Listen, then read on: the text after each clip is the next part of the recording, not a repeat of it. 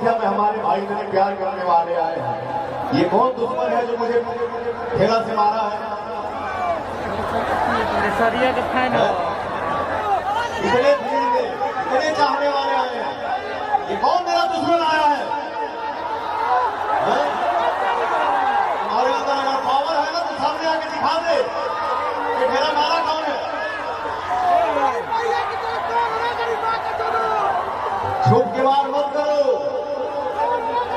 भाई, लाखों की संख्या में तो पता ना चलेंगे कहाँ का है भाई जी, इतने चाहने वाले हैं।